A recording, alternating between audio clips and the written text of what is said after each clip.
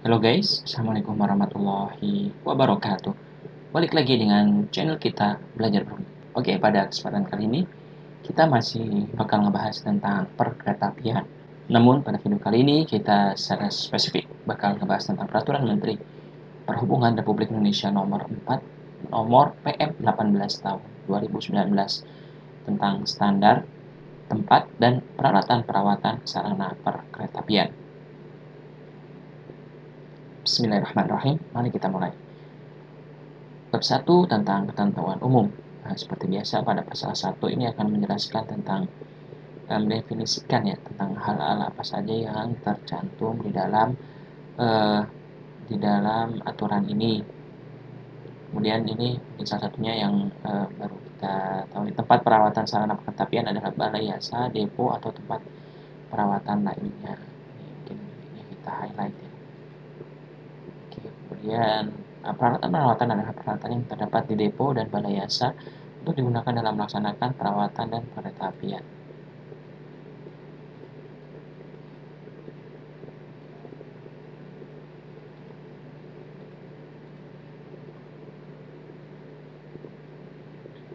Fasilitas perawatan adalah fasilitas yang digunakan untuk mendukung pelaksanaan kegiatan perawatan sarana perkeretaapian. Tenaga perawatan sarana perkeretaapian adalah tenaga yang memenuhi kualifikasi kompetensi dan diberi kewenangan untuk melaksanakan perawatan sarana perkeretaapian. Memang harus memenuhi kualifikasi gitu ya. Kemudian tenaga pemeriksa sarana perkeretaapian adalah tenaga pemeriksa sarana yang memenuhi kualifikasi kompetensi dan diberi kewenangan untuk melaksanakan pemeriksaan sarana perkeretaapian. Bab 2. Jenis sarana perkeretaapian. Pasal 2. Sarana perkeretaapian menurut jenisnya terdiri atas lokomotif, kereta, gerbong, dan peralatan khusus. Lokomotif sebagaimana dimaksud pada ayat 1 huruf A terdiri atas lokomotif diesel dan lokomotif elektrik. Kereta sebagaimana dimaksud pada ayat 1 huruf B terdiri atas kereta yang ditarik lokomotif dan kereta dengan penggerak sendiri. Dan ayat 4, gerbong yang dimaksud pada ayat 1 huruf C terdiri atas gerbong datar, gerbong tertutup, gerbong terbuka, dan gerbong tangki. Ayat 5, peralatan khusus yang dimaksud pada ayat 1 huruf D terdiri atas peralatan khusus yang ditarik lokomotif, dan B, peralatan khusus dengan penggerak sendiri. Bab 3, perawatan sarana perkeretaapian.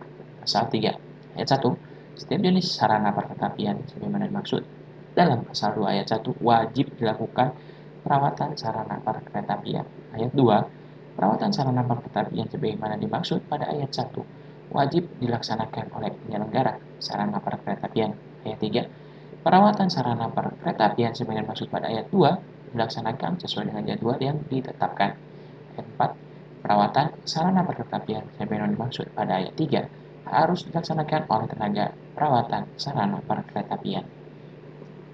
Pasal 4 ayat 1, jadwal perawatan sarana perkeretaapian sebagaimana dimaksud dalam pasal 3 ayat 3 meliputi A, perawatan berkala, dan B, perawatan untuk mengembalikan ke fungsinya. Ayat 2, perawatan berkala sebagaimana dimaksud pada ayat 1 huruf A terdiri atas A, perawatan harian, B, perawatan bulanan, perawatan 6 bulanan, perawatan tahunan, perawatan 2 tahunan, dan perawatan 4 tahunan. Ayat 3, perbaikan untuk mengembalikan fungsinya sebagaimana dimaksud pada ayat 1 huruf B dilakukan terhadap konstruksi dan komponen yang mengalami kerusakan untuk dapat berfungsi kembali dan dilakukan dengan tidak terjadwal. Ayat 4, perawatan berkala sebagaimana dimaksud pada ayat 2 dapat disesuaikan dengan teknologi sarana perkeretaapian. Pasal 5 ayat 1, perawatan sebagaimana dimaksud dalam pasal 4 ayat 2 huruf A dilakukan terhadap A, perawatan pengereman, perawatan perangkai, perawatan keselamatan, dan kelistrikan. Ayat 2, perawatan sebagaimana dimaksud dalam pasal 4 ayat 2 huruf B sampai dengan huruf F dilakukan terhadap ini ya, rangka dasar, badan, bugi, peralatan perangkai, peralatan pengereman, perangkat keselamatan, kabin, masinis, peralatan penerus daya, peralatan penggerak, dan peralatan pengendali.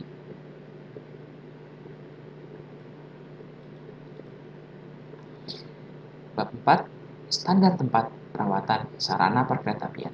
Pasal 6, Ayat 1. Perawatan sarana perkeretaapian sebagaimana dimaksud dalam pasal 3 ayat 1 dilaksanakan di tempat perawatan sarana perkeretaapian. Tempat perawatan sarana perkeretaapian sebagaimana dimaksud pada ayat 1 harus bersifat tetap dan memenuhi persyaratan. A. Sesuai dengan rencana umum tata ruang. B. Sesuai dengan rencana induk perkeretaapian. Dan C. Tidak mengganggu kelestarian fungsi lingkungan hidup. Ayat 3. Selain memenuhi persyaratan yang dimaksud pada ayat 2, tempat perawatan sarana perkeretaapian harus memenuhi persyaratan. Persyaratannya ini A. Bebas banjir. B. Memiliki permukaan yang datar. C. Memiliki jalur lengkung yang mampu dilewati sarana perkeretaapian. D. Memiliki sistem instalasi air bersih yang berdekatan dengan stasiun. F. Memiliki sistem pengelolaan limbah sesuai dengan ketentuan peraturan perundang-undangan dan memiliki sistem keselamatan dan kesehatan kerja sesuai dengan ketentuan peraturan perundang-undangan. Pasal 7 ayat 1. Tempat perawatan sarana perkeretaapian sebagaimana dimaksud dalam pasal 6 terdiri atas A. Depo dan B. Balai Yasa. Yang udah kita bahas tadi ya.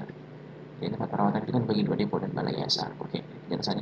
Depo sebagaimana dimaksud pada ayat 1 huruf A merupakan tempat untuk melaksanakan kegiatan perawatan sarana perkeretaapian yang meliputi perawatan harian, bulanan, perawatan 6 bulanan, dan perawatan tahunan. Jadi kalau depo itu untuk yang berkala, perawatan berkala gitu yang berulang gitu ya, harian, bulanan, mingguan, kemudian tidak ada harian, bulanan, kemudian perawatan 6 bulanan dan perawatan tahunan. Ayat 3. Balai yang sebenarnya dimaksud pada ayat 1 huruf B merupakan tempat melaksanakan kegiatan perawatan sarana perkeretaapian yang meliputi A. Perawatan 2 tahunan atau semi perawatan akhir. B. Perawatan 4 tahunan atau perawatan akhir. Dan C. Rehabilitasi atau modifikasi. Ayat 4. Fungsi depo sebagaimana dimaksud pada ayat 2 dan balai yasa sebagaimana dimaksud pada ayat 3 dapat dilaksanakan dalam satu tempat perawatan sarana perkeretaapian. Oke, jadi kalau untuk depo ini kan dia perawatan berkala namun di bawah 1 tahunan ya. Kalau balai yasa tempat perawatan sarana perkeretaapian yang meliputi perawatan 2 tahunan atau semi perawatan akhir, perawatan 4 tahunan atau perawatan akhir, dan rehabilitasi atau modifikasi. Kalau balai yasa seperti itu definisinya. Dan di ayat selanjutnya, ayat 4, dijelaskan bahwa fungsi depo dan balai yasa dapat dilaksanakan dalam satu tempat perawatan sarana perkeretaapian. Jadi tidak dipisahkan juga boleh gitu ya. Oke, pasal 8. Tempat perawatan sarana perkeretaapian sebagaimana yang maksud dalam pasal 7 paling sedikit dilengkapi dengan fasilitas perawatan berupa A. Jalur untuk perawatan. B. Bangunan utama untuk perawatan. C. Bangunan untuk peralatan bantu. D. Bangunan kantor. E. Fasilitas umum.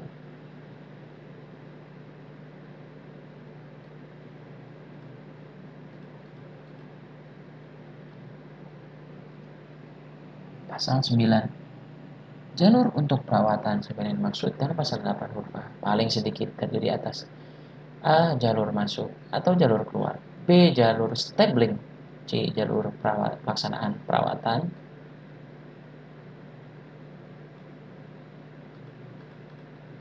D. Jalur perpindahan. Dan E. Jalur pemeriksaan. Pasal 10 ayat 1. Jalur masuk atau jalur keluar sebagaimana dimaksud dalam pasal 9 huruf A digunakan untuk masuk atau keluar sarana perkeretaapian. Ayat 2. Jalur masuk dan atau jalur keluar sebagaimana dimaksud pada ayat 1 harus memenuhi persyaratan. Persyaratan apa? Jadi A. terhubung dengan jalur kereta api. B. Dilengkapi dengan fasilitas operasi kereta api. C. Dapat terpisah atau menyatu antara jalur masuk dan keluar.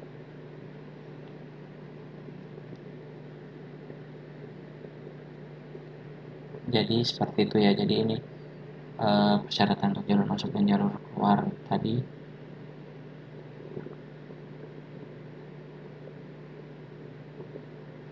Sesuai ini persyaratannya terhubung dengan jalur kereta api, kemudian dilengkapi fasilitas operasi kereta api, dan dapat terpisah atau menyatu dengan jalur masuk dan jalur keluar.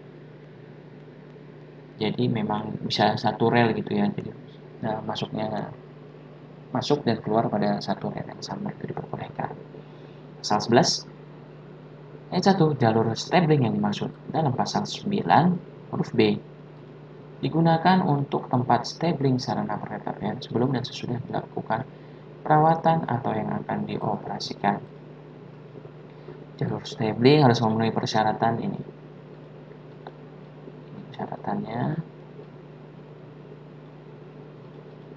A. Tidak menggunakan jalur masuk, jalur keluar, dan atau jalur pelaksanaan perawatan. B. Dapat menampung jumlah sarana perkereta apian sebelum dan sesudah perawatan, serta sesuai dengan kebutuhan, dan C. Terlindungi dari tindakan perusakan dan pencurian. Pasal 12 ayat 1, jalur pelaksanaan perawatan sebagaimana dimaksud dalam pasal 9 huruf C digunakan untuk melakukan kegiatan perawatan sarana perkeretaapian. Ayat 2, jalur pelaksanaan perawatan sebagaimana dimaksud pada ayat 1 terdiri atas A. Jalur pelaksanaan perawatan jenis normal dan atau B. Jalur pelaksanaan perawatan jenis kolom. Pasal 13 ayat 1, jalur pelaksanaan perawatan jenis normal sebagaimana dimaksud dalam pasal 12 ayat 2 huruf A berfungsi untuk melakukan kegiatan perawatan sarana perkeretaapian mulai dari bagian rangka bawah sampai dengan bagian atas sarana perkeretaapian.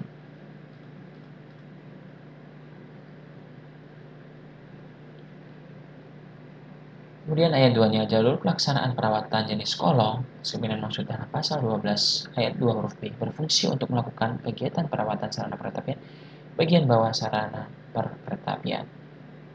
Oke, dari namanya ini sudah kelihatan ya kan, jenis pelaksanaan perawatan jenis kolong untuk bagian bawah gitu ya sarana perkeretaapian.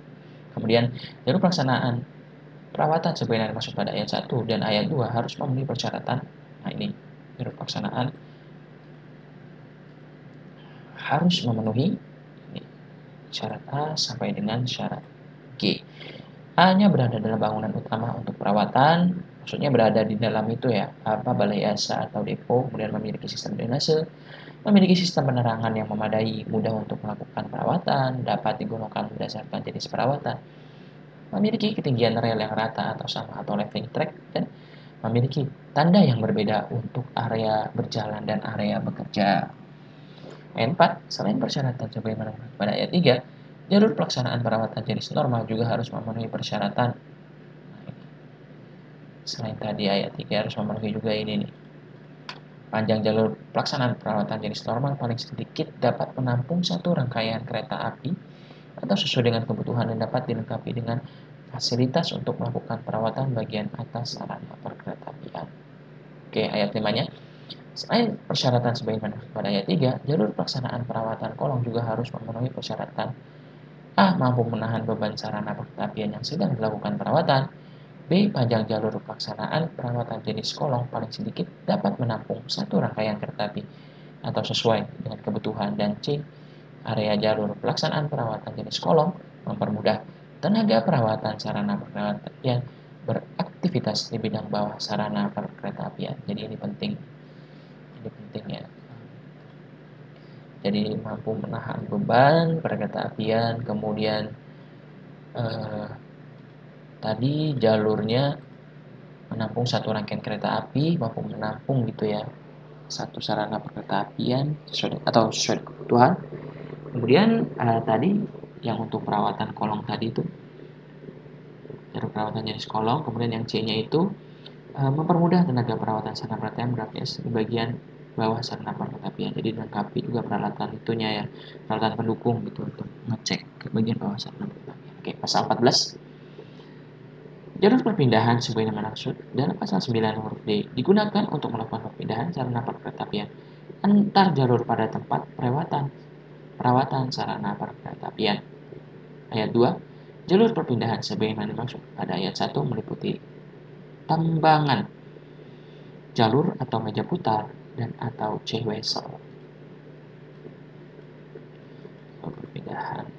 Jalur perpindahan digunakan untuk melakukan perpindahan sarana perkeretaapian antar jalur pada tempat perawatan sarana perkeretaapian. Jalur perpindahan paling sedikit harus memenuhi persyaratan. Nah, ini harus memenuhi persyaratan. Apa aja persyaratannya? Ya, A. Memudahkan perpindahan sarana perkeretaapian. Jelas itu ya. B. Memiliki sistem drainase, mudah dalam perawatan, dan D. Mudah dioperasikan. Pasal 15. Ayat 1. Jalur pemeriksaan sebagaimana dimaksud dalam pasal 9 huruf E digunakan untuk melakukan kegiatan pemeriksaan sarana perkeretaapian sebelum dan sesudah melakukan perawatan. Jalur pemeriksaan. Jadi sebelum atau sesudah perawatan sarana perkeretaapian, nah itu ada jalur pemeriksaan. Kemudian jalur pemeriksaan terdiri atas jalur pemeriksaan kondisi statis dan jalur pemeriksaan kondisi dinamis. Ayat 3, jalur pemeriksaan kondisi statis sebagaimana dimaksud pada ayat 2 huruf A. Paling sedikit harus memenuhi persyaratan. Nah, ini persyaratannya apa aja? Untuk yang statis dulu kita bahas. Memenuhi persyaratan sebagai berikutnya. A. Memiliki akses untuk memeriksa komponen bagian bawah dan atas sarana perkeretaapian. B. Memiliki penerangan yang memadai. C. Memiliki ketinggian rel yang rata atau sama atau leveling track dan memiliki sistem drainase. Jalur pemeriksaan kondisi dinamis sebenarnya pada ayat 2 huruf B paling sedikit harus memenuhi persyaratan. A. Spesifikasi teknis jalur kereta api sesuai dengan ketentuan peraturan perundang-undangan. B. Panjang jalur dapat menghasilkan fungsi percepatan atau pengereman. C. Panjang jalur dapat mengetahui fungsi peralatan operasional dan peralatan pemantau. Dan D. Berada di luar bangunan utama untuk perawatan. Seperti itu kalau dinamis ya. Jadi dia dapat melakukan fungsi ini, percepatan dan pengereman. Ini yang utamakan dinamis. Dinamis itu kan artinya bergerak ya, kalau statis itu kan diam artinya.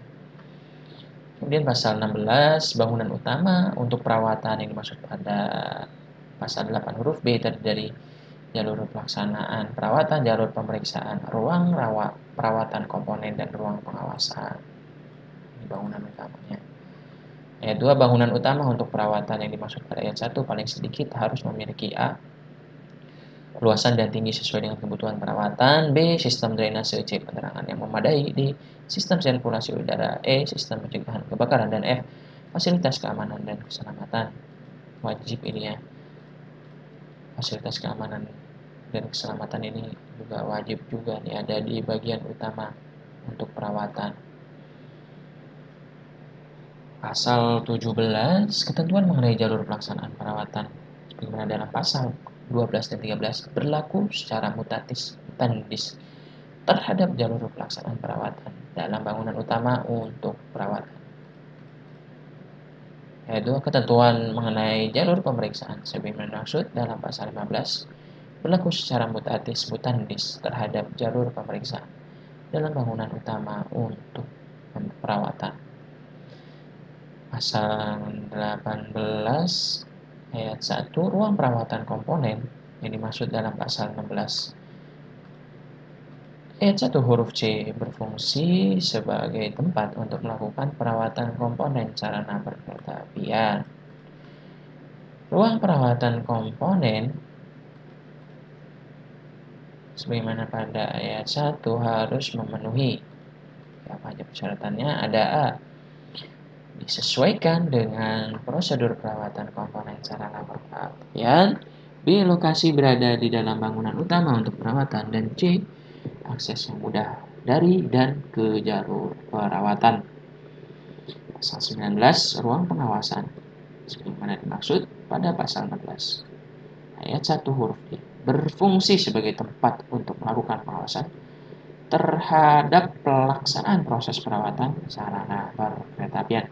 Ruang pengawasan harus memenuhi persyaratan A. Bebas pandang ke arah jalur pelaksanaan perawatan, dan B. Mampu meredam kebisingan.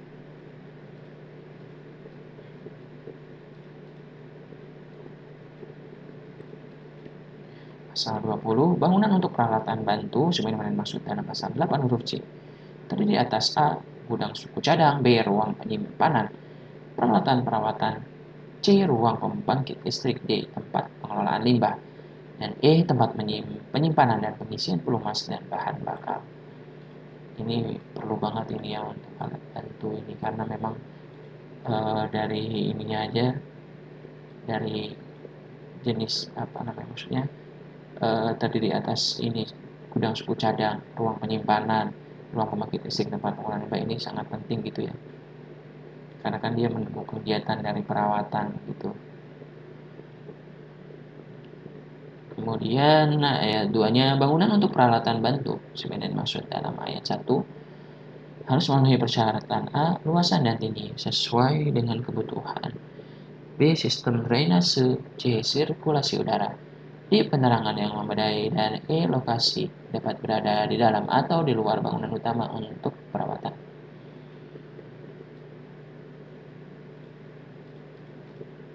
Gudang suku cadang sesuai dengan maksud pada ayat 1 huruf A juga harus memiliki A. Akses yang mudah untuk keluar dan masuk suku cadang, dan B. Ruang untuk administrasi. Ini apa namanya, persyaratan ruang suku cadang harus memiliki itu ya, tempat ruang administrasi, akses yang mudah untuk masuk suku cadang. Kemudian ruang penyimpanan peralatan perawatan itu harus memiliki akses yang mudah, kemudian fasilitas untuk pencucian peralatan. Ruang pembangkit listrik ini harus memiliki sistem pemadaman api dan sistem peredam kebisingan. Ayat 6, tempat pengolahan limbah. Ini juga penting untuk lingkungan. Dapat dilengkapi dengan fasilitas pengolahan limbah untuk toilet ramah lingkungan. Kemudian tempat penyimpanan atau pengisian pelumas dan bahan bakar harus memenuhi ini. A. Terbuat dari bahan yang tidak mudah bocor. B. Dapat tertanam di tanah atau tidak tertanam. C. Dilengkapi dengan sistem bongkar muat yang tidak mencemar lingkungan. D. Aman untuk bahaya kebakaran. Dan E. Memiliki akses yang mudah untuk pengisian sarana ke sarana perkeretaapian. Tempat pengelolaan limbah sebagaimana dimaksud pada ayat 6, dan tempat penyimpanan dan pengisian pelumas dan bahan bakar sebagaimana dimaksud pada ayat 7 harus memenuhi spesifikasi sesuai dengan ketentuan peraturan perundang-undangan. Ini harus memenuhi spesifikasi lah, dan itu wajib. Pasal 21, bangunan kantor berfungsi sebagai penyimpanan komplain dan ruang manajerial. Sebagaimana pada umumnya ya, perlu ada bangunan kantor juga. Kemudian bangunan kantor harus memenuhi persyaratan A. Memiliki luasan dan tinggi yang sesuai dengan kebutuhan, B. Memiliki penerangan yang memadai, C. Memiliki sirkulasi udara, D. Memiliki sistem drainase, dan E. Lokasi dapat berada di dalam atau di luar bangunan utama untuk perawatan.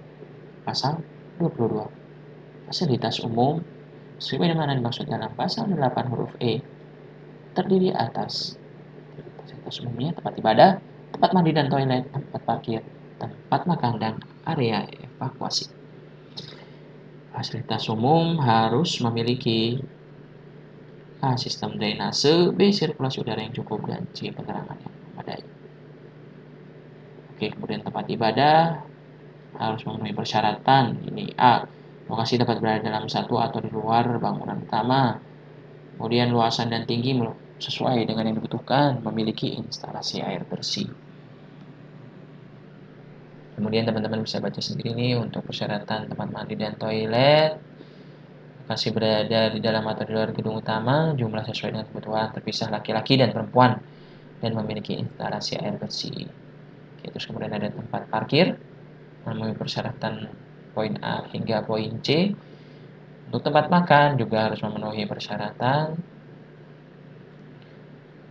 Bisa teman-teman baca juga, ini tidak terhubung langsung dengan bangunan utama untuk perawatan dan bangunan untuk peralatan bantu, dan memiliki instalasi air bersih dan limbah.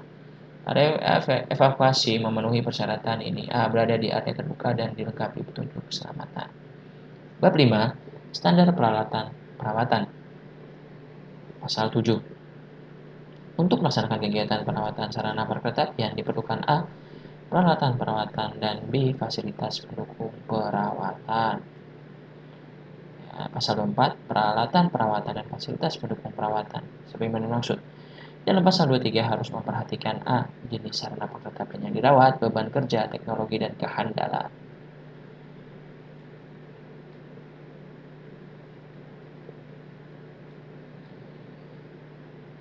Selanjutnya, pasal 25. Perawatan-perawatan digunakan untuk melaksanakan perawatan komponen. Meliputi, nah ini tadi ya. Perawatan ini untuk apa aja, untuk melaksanakan kegiatan melaksanakan perawatan pada komponen berikut. Pasal 26, peralatan-perawatan sebagaimana dimaksud dalam pasal 25 dibedakan berdasarkan fungsinya.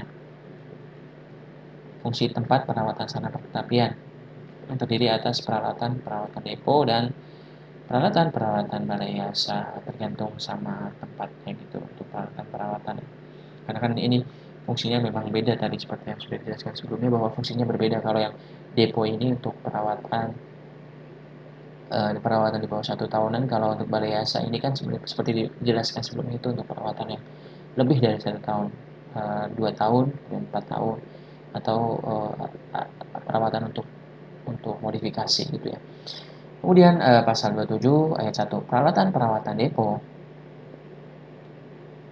dibedakan menjadi A. Depo sarana tanpa penggerak, dan B. Depo sarana penggerak, dan C. Depo sarana tanpa penggerak dan dengan penggerak.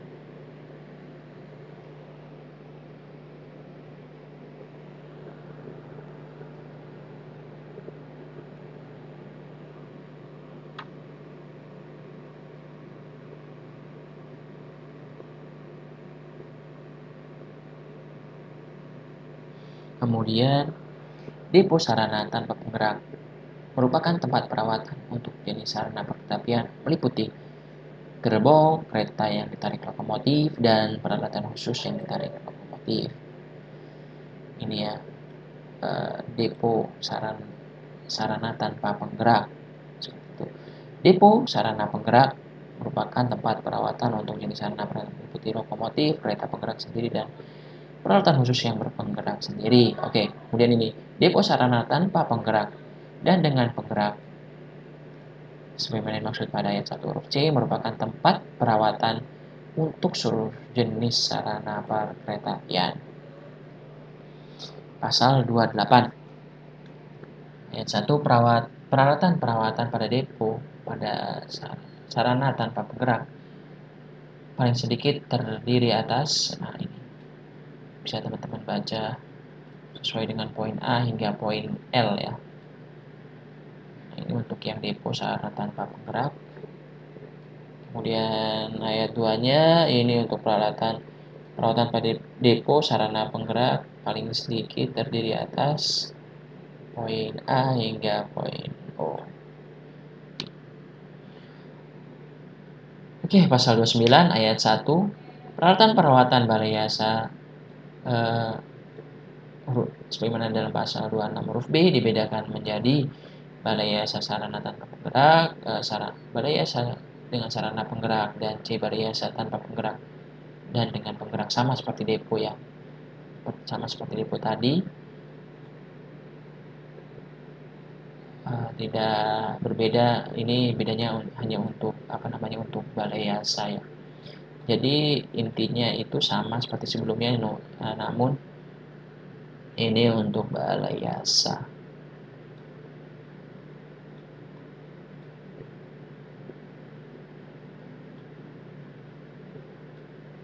Oke, pasal 30, peralatan perawatan pada balai yasa sarana tanpa penggerak paling sedikitnya terdiri atas, nah ini teman-teman bisa dibaca sendiri ya, teman-teman bisa baca sendiri dari huruf A hingga huruf T. Peralatan angkat komponen, alat bugi tes, spring tes, alat toolkit, alat uji kebocoran sarana. Ini memang lebih banyak ya daripada yang untuk depo. Kalau depo kan dari A sampai O aja, kalau ini A sampai T, karena memang kan fungsinya balai yasa itu kan untuk perawatan yang lebih dari 1 tahun gitu ya, jadi harus lebih mendetail, kemudian lebih lebih banyak gitu yang diuji, yang dites untuk dirawat seperti itu ya. Maksudnya untuk dirawat. Oke. Kemudian ayat 2-nya peralatan perawatan balai yasa penggerak. Paling sedikitnya memiliki sarana perawatan sebagai berikut: peralatan angkat komponen, peralatan angkat sarana, alat bongkar miring roda, peralatan bungkut roda, kemudian alat ukur diameter roda, load test atau bench test, turun diagnosa test, battery charger, dan lain-lain. Baik, pasal 31, peralatan perawatan sebagaimana dalam pasal 28 dan 30 dapat disesuaikan dengan kebutuhan dan teknologi sarana perkeretaapian. Pasal 32 ayat 1 fasilitas pendukung perawatan sebagaimana dimaksud dalam pasal 23 huruf B paling sedikit terdiri atas poin A hingga poin G, yaitu pesawat angkut, sistem udara tekan, instalasi pencucian, peralatan mesin perkakas, instalasi pengisian bahan bakar atau sumber tenaga dan oli, pembangkit listrik cadangan, dan G peralatan pengelasan. Ini pesawat angkut. Sebagaimana pada ayat 1 tadi, huruf A harus disertifikasi oleh instansi yang berwenang sesuai dengan ketentuan peraturan perundang-undangan. Pasal 33, peralatan perawatan dan fasilitas pendukung perawatan sarana perkeretaapian sebagaimana dalam pasal 23 harus dikalibrasi secara berkala oleh instansi yang berwenang sesuai dengan ketentuan peraturan perundang-undangan. Bab 6, sumber daya manusia atau SDM. Pasal 34, tempat perawatan sarana perkeretaapian sebagaimana dimaksud dalam pasal 7 paling sedikit memiliki A. Tenaga perawatan sarana perkeretaapian, dan B. Tenaga pemeriksa sarana perkeretaapian.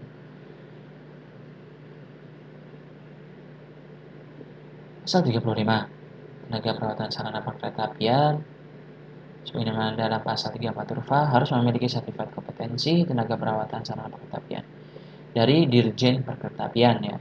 Tenaga pemeriksa sarana perkeretaapian harus memiliki sertifikat kompetensi tenaga pemeriksaan sarana perkeretaapian dari Direktorat Jenderal Perkeretaapian. Ayat 3, dalam hal tenaga perawatan sarana perkeretaapian dan tenaga pemeriksa sarana perkeretaapian melakukan kegiatan ini, poin A, pengelasan, B, pengoperasian pesawat angkut, pengoperasian alat uji keretakan, pemeriksaan dan perawatan lainnya yang memerlukan kompetensi tertentu harus memiliki sertifikat kompetensi dari instansi atau lembaga yang berwenang sesuai dengan ketentuan peraturan perundang-undangan. Bab 7, ketentuan peralihan, pasal 36. Tempat perawatan sarana perkeretaapian yang telah beroperasi sebelum peraturan menteri ini berlaku harus menyesuaikan dengan ketentuan dalam peraturan menteri ini paling lama 3 tahun terhitung sejak tanggal pengundangan peraturan menteri ini. Bab 8, ketentuan penutup, pasal 37. Direktur Jenderal Perkeretaapian melakukan pembinaan dan pengawasan terhadap pelaksanaan peraturan menteri ini.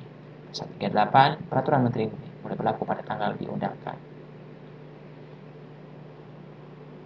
Baik, itu dia tadi pasal terakhir dari Peraturan Menteri Perhubungan Republik Indonesia nomor 18 tahun 2019. Terima kasih telah menonton. Semoga bisa bermanfaat untuk teman-teman semua, dan bila mana video ini menurut teman-teman semua bermanfaat, dapat di-share ke teman-teman kalian yang lain. Terima kasih telah menonton. Jangan lupa like, komen, dan subscribe-nya. Semoga sukses dan sehat selalu untuk kita semua. Amin. Amin ya rabbal alamin. Thank you for watching. Assalamualaikum warahmatullahi wabarakatuh.